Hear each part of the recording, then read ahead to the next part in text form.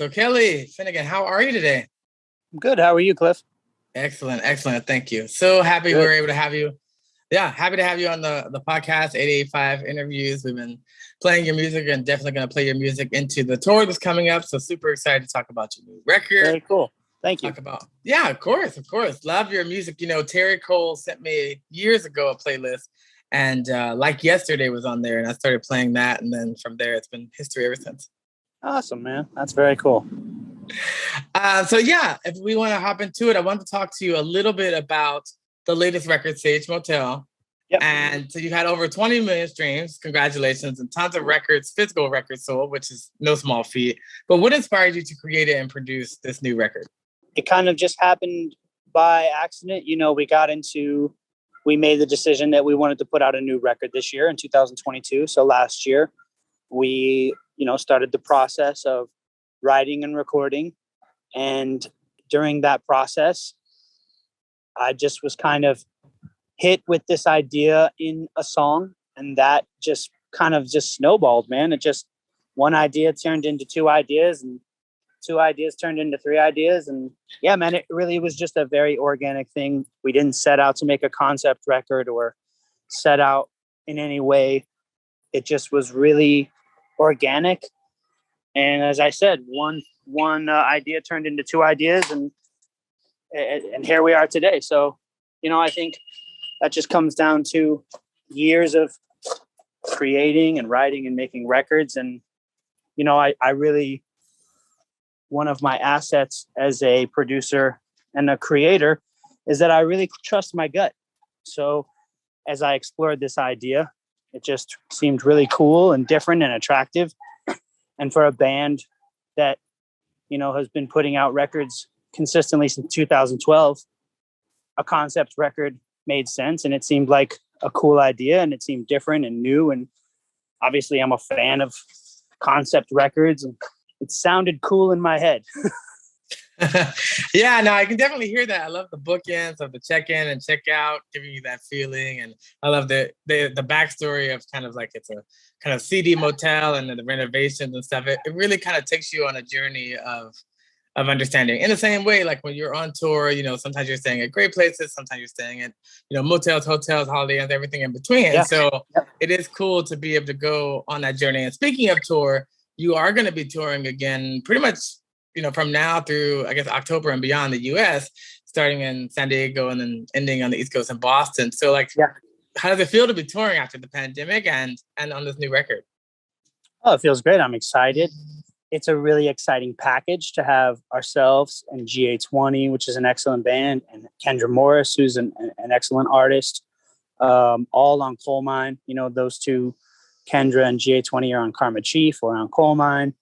And it's a nice eclectic bill, which I'm really a fan of. I'm a big fan of those old Fillmore shows. I feel like music, especially back in the day, it was an eclectic lineup. You'd go and you could see folk, blues, jazz, rock and roll, soul. And I think, unfortunately, nowadays, a lot of promoters want to make it a night of, you're from San Diego. Is that correct? I'm from LA. Oh, you're from LA. I'm sorry. Yeah. So sometimes you'll go see, and it'll be, two or three bands that are very similar. All three have a horn section. All three have a male vocalist. All three. So I really like that this feels, GA20 is a trio. They don't have a bass player, two guitars and drums. Kendra is a female vocalist, R&B, soul, rock, great singer with a unique band. And then you have Monophonics, 6-piece with horns. And so it's eclectic, and it'll give fans a chance to just dig in for a few hours and experience all three different flavors. It's like you don't want to go to the ice cream parlor and have three of the same flavor. Maybe you do, but it's also nice to have three different flavors. So I'm happy to be touring again, of course, after everything in 2020. And yeah, I'm excited, man. I think it's going to be a really successful and fun tour. I'm looking forward to it. Is there any place in particular on the tour? You got a ton of dates. Is there any like, oh, wow, I played that place again. I can't wait to go back. I always look forward to playing LA because it's where I'm from. So it's kind of it feels very like a hometown show. I really love Chicago. Always have. So, I love the energy that crowd always brings to Monophonic shows. Boston always brings a wonderful energy to our shows. I'm excited to be back in Atlanta. We haven't been in Atlanta in a long time, and I believe that where we're playing is a really cool theater. So looking forward to that. First time at the 930 Club in DC, which is a pretty legendary spot. So there's multiple stops on the tour that I'm really excited for. Oh yeah, I'm originally from DC, so I know 930 very well. Yeah, that's legendary. Yeah, the Chuck Brown Live from 930, one of the best go-go records if you haven't heard it. Oh yeah, no, I mean, I don't know if I know that record, but Chuck Brown I know is the godfather of go-go and is one of the most important musicians to come out of DC, no doubt. Definitely. And he helped, a young Ava Cassidy, which I don't think everybody knows. So I didn't know that. Very, very eclectic in that area, but super excited. I mean, I think all of those places, metropolitan areas, will love your music. Your music really is timeless. Now, your style of music, according to what I've heard, is considered psychedelic soul. Do you consider that like the actual genre of music that you do, or does that feel like more of a marketing term? Like, how do you feel? That's a term that we've embraced for 10 years because I feel like we are continuing the tradition of psychedelic soul in 2022. And this sound started in about 1967, 68 with a band called Sly and the Family Stone. And Sly and the Family Stone made a huge impact on George Clinton, who started Funkadelic and started Parliament, which is now P-Funk, which is now an institution. So, and it also inspired Norman Whitfield, who produced at Motown and made all those wonderful Temptations records like Psychedelic Shack and Ball of Confusion. So we're continuing the tradition. And of course, I have to mention people like Isaac Hayes and Curtis Mayfield, who all are considered pioneers of psychedelic soul. So yeah, I feel like, in my opinion, I feel like Monophonics represents that term better than any other band in the world. Excellent. Well, all great bands. And so would you consider those also some of your major influences as well? Oh, definitely. Norman Whitfield, Isaac Hayes, Curtis Mayfield, Sly and the Family Stone. They're definitely, I would say those four have made more of an impact, than just about, I could mention more modern bands, but I think those four names are synonymous. If someone said, what's your Mount Rushmore of psychedelic soul? Those four people would definitely be up there. Yeah, I mean, Norman Whitfield, not a name we hear as much today, but super prolific at Motown and beyond. And he had Rolls Royce at one time. Rolls Royce, of course. Yeah, no, he's exceptional. Okay. Like you said, you don't hear the name enough. He's an exceptional songwriter and producer and engineer. I mean, and a unique talent for sure. Yeah, there's a crazy story where for the Temptations, he was writing and producing Papa Was a Rolling Stone. Has a crazy long intro, which you can't do anymore. But the lyric in it's like, it was the 1st of September or whatever. And then like one of the guys was like, hey, that's when my dad died or whatever. Like, yeah, put that in. Yeah, like, just I know that story. Just use it. It's a coincidence. So he said, that's the universe talking to you, right? There's a reason why you thought of that date. And then that connects to someone in the group on a very personal level. That's magic right there. That's amazing. Yeah, and it's cool because when you talk about the genre, so obviously when you talk about these pioneering bands, especially Sly, they were about diversity. They were about inclusion. Like before that was really a thing. They were about breaking down the walls and having a multicultural band war and things like that too. So I think those are all great influences, and glad to see bands like yours carrying the torch already now a decade and hopefully a long time beyond, because I think those genres should still be heard. And I think, again, you're creating new music, but it's like postmodern classics. They're still timeless. It's not like 10 years from now, your record 10 years ago isn't still relevant. Yeah, no, for sure. That's a very good point. Now, this is your 5th album with Monophonics. Now, you've had solo albums as well. So, like, I guess if you could just quickly take us through 2012 to now, like, what's kind of like the journey of, like, where you started? First of all, I guess to backtrack, how did you kind of get connected with Coal Mine in your journey with Terry Cole and his brother? I heard a 45 on YouTube that I really dug. And I kind of just look, as I do, I started off as a DJ. So one thing you learn I was lucky to be around some older gentlemen who were professional DJs. And one thing they taught me was learn the labels, learn the producers, learn the musicians, learn the studios, because that's how you shop for records. Besides buying the top 40 stuff that is popular and people want to listen to at the time, you have to serve that audience as well with what's popular. It was also, hey, do your research, learn about these things, because it'll make collecting records and shopping for records a lot easier. So as I dove into, what is Coal Mine? I've never heard of it. I thought it was an older label maybe. So I dove in and figured out that it was a gentleman in Ohio putting out 45s independently. And at that point, talking about 2010, 11, there's really only Truth and Soul, Daptone. And at that point, before that, Desco. It was a very small list of people putting out 45s consistently. So when I found out it was new, I thought it was cool. There was a contact. I wrote him an email and just said, hey, I dig what you're doing. I would love to put something out with you if you're interested. And that's how it was, that simple. Just showing love and saying, hey, I want to be a part of this. And he said, cool, send me what you got. So I sent him 2 songs, and one of those was Like Yesterday. And he really, really loved it. So, that was the beginning of Coal Mine. We put out Like Yesterday. Then we wanted to give Terry a full length, but he just flat out said, I'm not ready for that. I'm a biology teacher. This is a part-time kind of hobby. Maybe it'll grow into something. Maybe it won't. I don't know, which is funny to think about now what it's grown into. But he was I'm passionate about this. I do this in my spare time, so we took that record and we signed with Ubiquity. We put out In Your Brain in 2012. We started touring all over Europe, all over the States.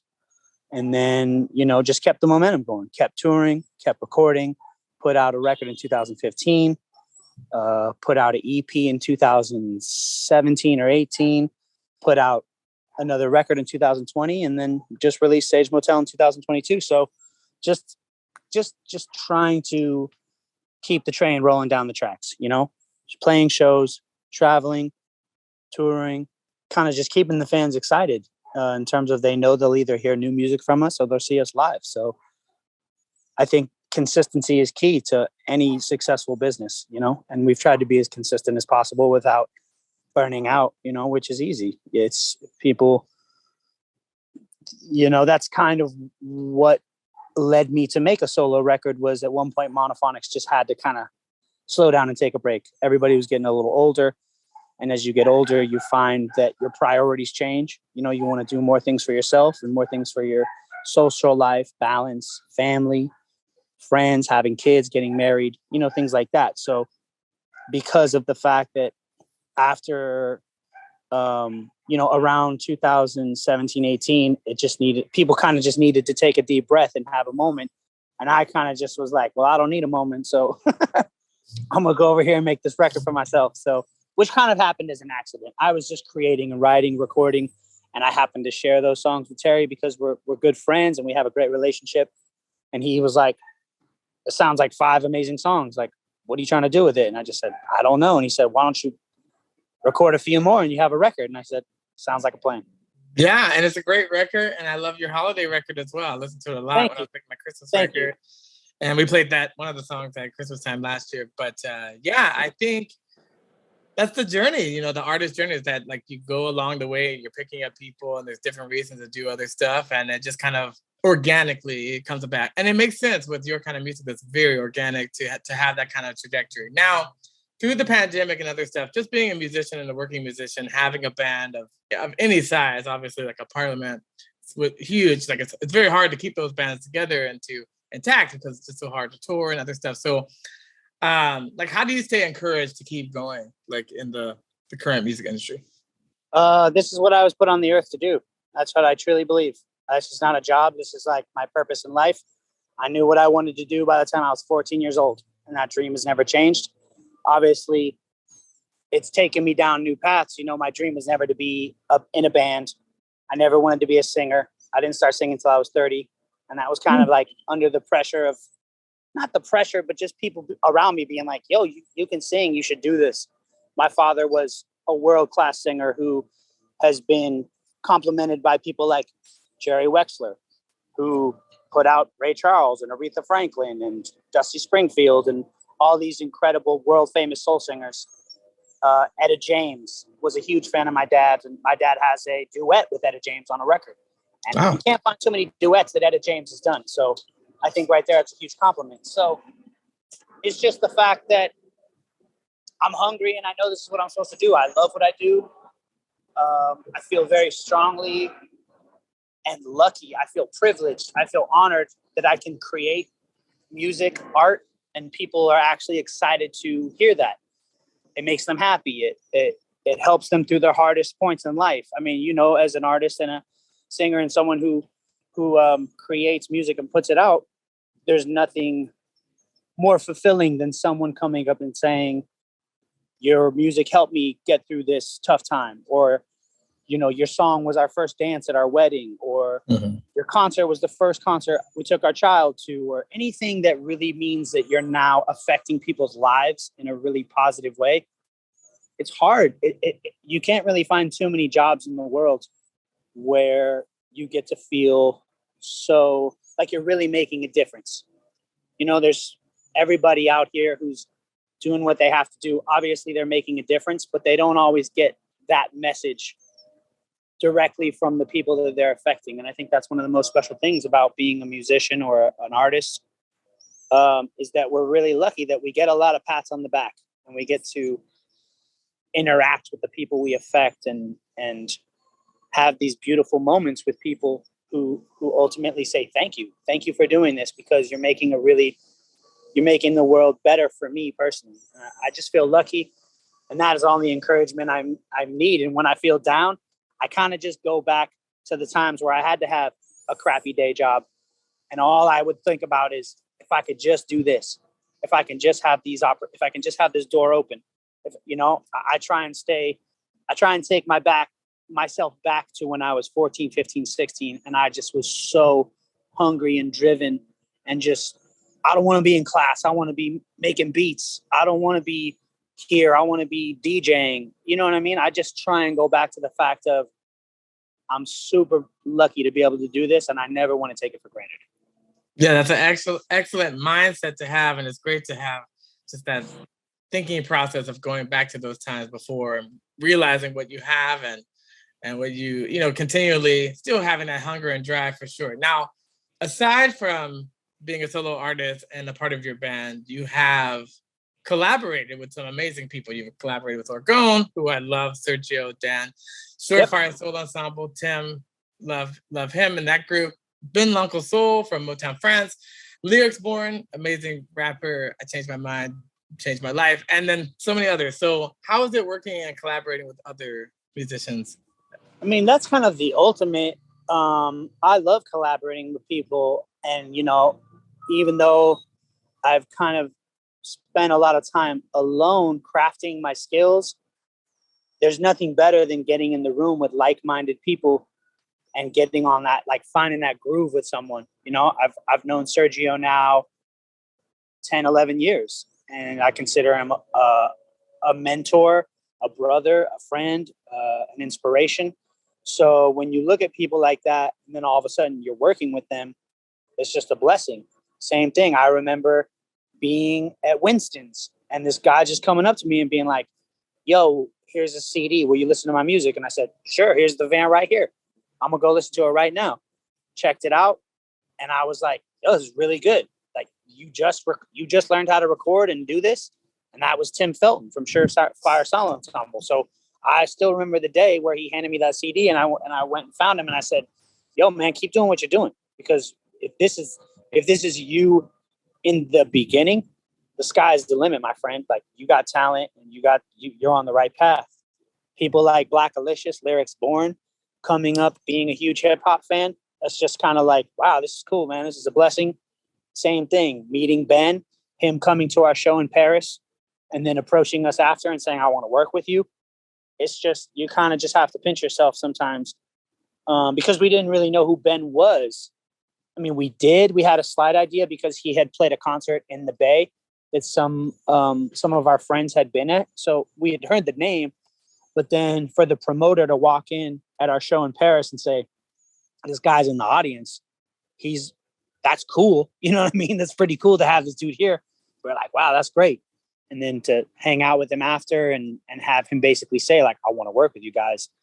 A lot of people, as you know, a lot of people say things in this business, but for us to leave Paris and then get the email and then him to actually, you know, basically stick to what he was saying was really cool. And that's been a wonderful relationship. We got to make a record with him.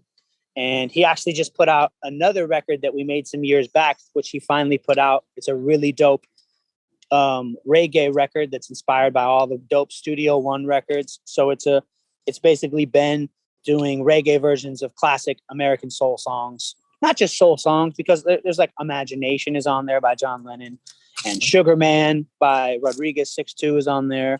Mm-hmm. There's a Light, which is a traditional gospel song. So it's just Ben showcasing the fact that, you know, as we all do, if you love soul music, it's hard not to love reggae, because reggae is basically Jamaican soul music. Mm-hmm. So if you know your history of someone like Bob Marley and the Wailers, you know that he wanted to be Curtis Mayfield and the Impressions. Mm-hmm. So, but like they got that Jamaican accent and they got that different rhythm. So now you got a whole new genre called reggae. So we're just kind of connecting those two worlds, because those two worlds are so inspiring and important to us. So, I mean, it's a blessing. Anytime anybody approaches us or just says, yo, let's work together, let's build, let's collaborate, I get excited because I love that part of being an artist. Yeah, I mean, collaboration is fun, and you know your own ideas. They have ideas, then together they become bigger ideas, the sum of the parts larger. So exactly. So from that, then, are there any collaborations, like if you could wave a magic wand, that you would love to do, like someone you'd love to work with? Like, who would it be? I would love to work with Q-Tip, because he's been an inspiration since I was young. You know, for those who don't know, Q-Tip is a Tribe Called Quest. That's not taking anything away from Fife. It's not taking anything away from Ali Shaheed. That's not taking anything away from Jerobi. But everybody who knows, I mean, Tribe Called Quest is one of my favorite bands, one of my favorite groups, it's just been a huge inspiration to my musical journey. So I would definitely say Q-Tip. I love a female vocalist by the name of Yeba Smith. I think she's incredible. I love Michael Kiwanuka and the records he's made since he came out about 10 years ago. I love what Kevin Parker does, and Tame Impala. I think he's brilliant. Mark Ronson, Danger Mouse, Black Thought. I mean, those two together dropping that record on Friday is like, man, that's a dream come true in terms of just, whoa, what would this sound like if these two dudes linked up? You know, Questlove, the list goes on and on. You know, there's so many people I'm inspired by, and I would love to get in a room and create with. I mean, it's so hard not to just start throwing out so many names, because there's so much wonderful music being put out constantly that you just go, man, I'd love to get in the room with that person and build. Anderson .Paak. I love Anderson .Paak. I've loved him since Malibu, you know, and now to see him doing his thing with Bruno and doing the Silk Sonic thing, and now he's, you know, has his own label, and he just put out the jazz record. I can't remember the name of the group, the two ladies, the drummer and the keyboard player, and now he's directing videos and film, and that's an inspiration, man. He's an amazing cat. Yeah, I'm definitely looking forward to more stuff coming from them. I think they're just forward thinking, and they've done such a good job of bridging the gap of old and new together, where it's like that boomerang of like all ages can love it. And I think your style of music is also fits that. I think it's not necessarily pop, but I think there are people, the crate diggers and the record shop people and the hipsters and people who just have a kind of aficionado way of listening. I think there's a lot of people searching that stuff out now. Now, as we start to wrap up, we ask all of our guests a couple of questions that are similar to get their take on it. But the first one is, what would you tell a newbie starting out in music today? Like, what advice would you give them? Or what advice would you give your younger self to that extent? Be patient. When you're young, just like anything else, you want things to happen fast. You know, you're a teenager. You want to be a grown-up fast. You want independence. You want respect. You want all the responsibilities of being an adult. And then you get to it and you go, man, I should have slowed down and just been grateful that I was you know what I mean? I think three words I use all the time are patience, perseverance, because you know, my path is never going to be like someone else's. Now you could look and be like, wow, you guys have similar paths.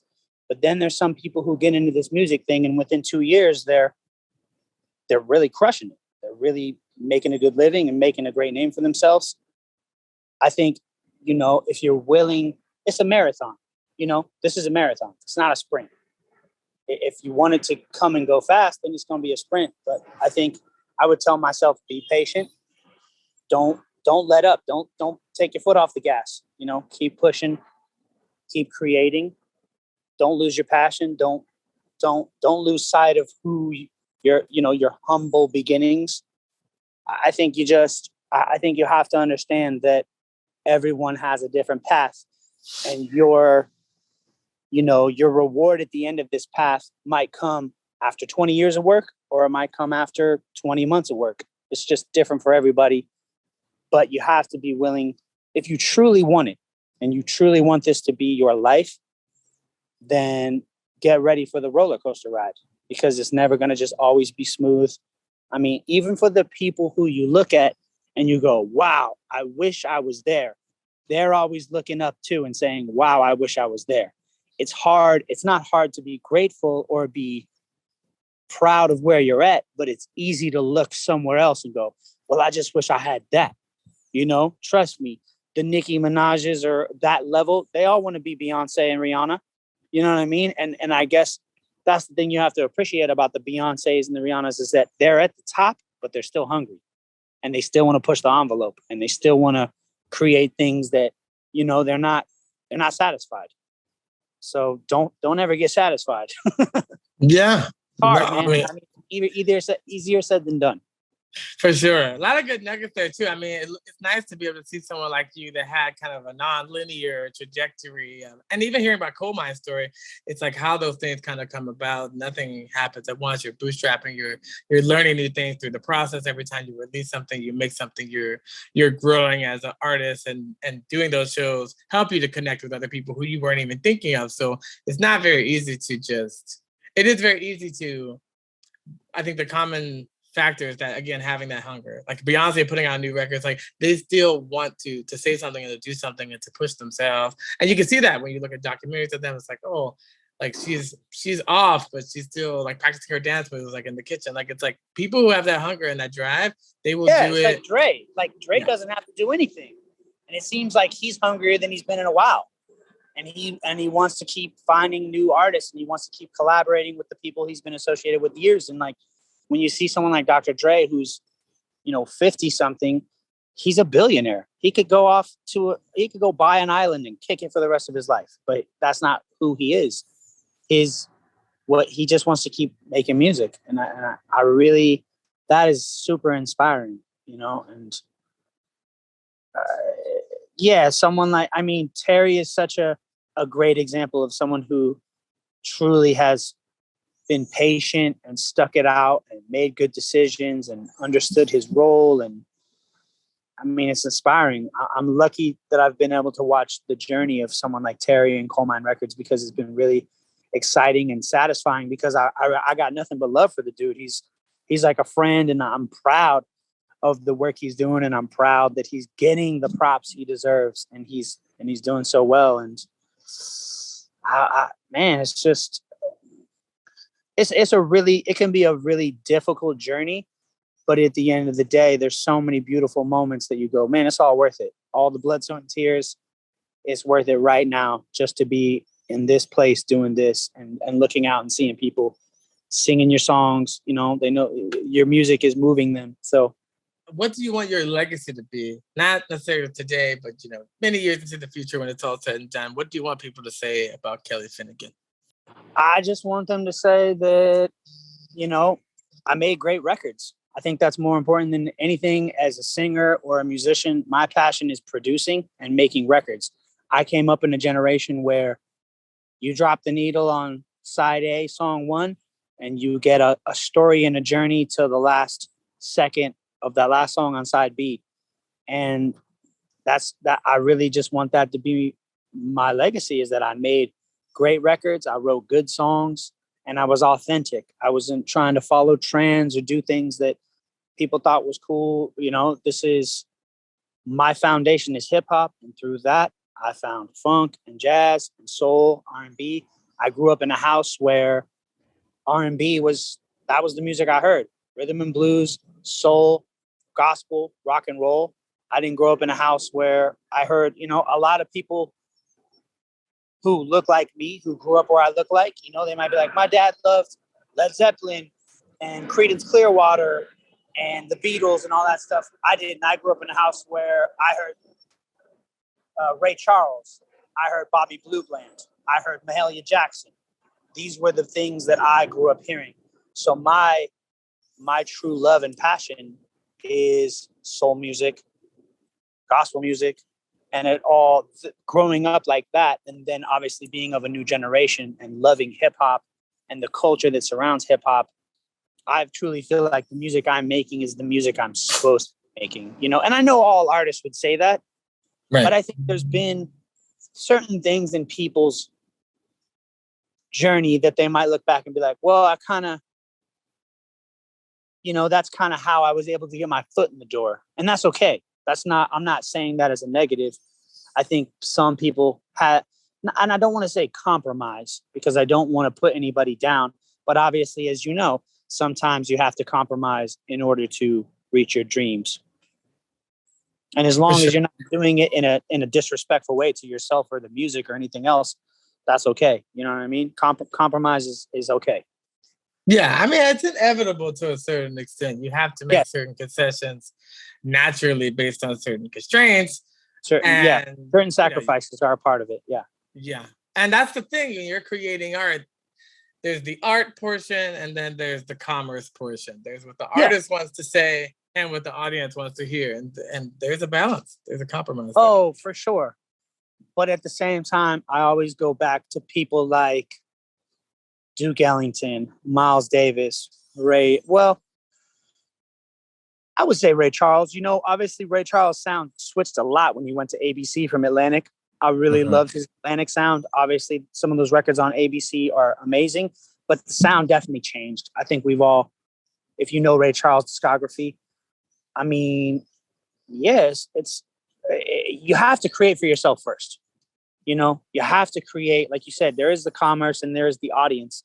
But at the same time, I know that there's a lot of Monophonics fans that go, I love In Your Brain from 2012. I wish y'all would kind of, and it's like, well, I can't keep making the same record. I loved Midnight Marauders from Tribe, but I couldn't expect the next one to be like that. Instead, I got Beats, Rhymes, and Life. And at first you're like, oh, well, this is different. I'm not. And then once you let it sink in and you understand, you go, oh, this is the natural next step for these people who are creating music. And I think, like you said, there's both sides, but you got to stay true to yourself. And if you're sitting there working on music and you don't really love it, like it's not moving you like everything else has up to that point, but you're still trying to finish it so you can put it out, I think that's a red flag. Mm-hmm. Yeah, it's less than authentic, and people will hear that. That's why you see someone like a Prince. He had some amazing records. He had some records nobody understood. Yeah, Coltrane did it for himself. He understood it, and that's why I think so many people are like, "Man, Prince has like 1,000 songs in the vault. I want to hear those." It's like, but he doesn't want you to hear those. Like he doesn't feel like it's just not. He obviously created it, and at the end of the day, went, "Nah, this ain't the thing." Like I enjoyed the process of creating it. It feels like me, and it's dope, but it's not dope enough. So I'm gonna put it in the vault. So I kind of get in a weird thing with like posthumous releases, because at the end of the day, you gotta respect what the artist wants. There's a reason that those were put in the vault. Always. Same with Michael Jackson. You hear it where you're like, of course, I see why Michael they didn't put this out. Tupac, Biggie. I just heard that it's hard to process because it's exciting to hear new things from these artists that we love and miss. But at the same time, you go, isn't there a reason I've never heard this song or this verse? Yeah. Well, also the people putting it out are like not connected to the artist itself. It's the family estate, or it's the lawyers or the record label. So yeah, it's not always a lot of business involved. It's true. For sure. So then how can people find you online? Where would you want to push people from this to go? They see this and they say, hey, where should I go? You can definitely start with monophonics.com if you want to see any kind of up-to-date news or you want to know all the concert dates. We also have a great store full of some dope merch, records, shirts, tote bags, stuff like that. You can find myself or Monophonics on Instagram, of course. I'm not really like a Twitter dude or a TikTok dude or Facebook. You kind of find me on IG. I'm accessible. Hit me up. You got questions, you got concerns, you got, you know what I mean? Whatever. I'm happy to rap with anybody and connect with people if that's what they're looking to do. So I pride myself on trying to be accessible to anybody and everybody because, you know, I'm grateful that you're even interested in me or my music. I mean, you're a part of what makes this whole thing go. So hit me up anytime. IG, also kellyfinnigan.com, you know. So I'm around. Excellent. And they can Google you, people can find you. So that's always good. Well, we really appreciate you coming on to the podcast 885, the at-home interviews. Deeper Grooves is on every Friday night, 9 p.m. We're going to play your stuff in September. We're super excited. Obviously, we have some great mutual friends. I'm just a lover of that genre and your music. Yep. So we'll keep in touch with you. We'll get the links to everybody. So when it comes out, we can chat about it more, continue the conversation as your tour and career are beyond. And maybe one day we'll even get to collaborate or something. But that'd be great, man. That'd be awesome. Well, Kelly, have a good rest of your day. Thank you for coming on. Thanks, Cliff. Thanks for playing the records, man. It's DJs. Are a huge pillar in what we do. You know, people, whether it's a podcast or a radio show in a radio station or out of your bedroom, whatever it is, man, you're an important part. So I thank you. I know anybody who is in Monophonics would thank you as well. So we appreciate your support and you helping get the sound out. So thank you. Excellent. We are the SoCal Sound 885. We will keep it playing. Thank you, man. Talk to you soon. Take care. All right. Have a good day. Peace. Peace.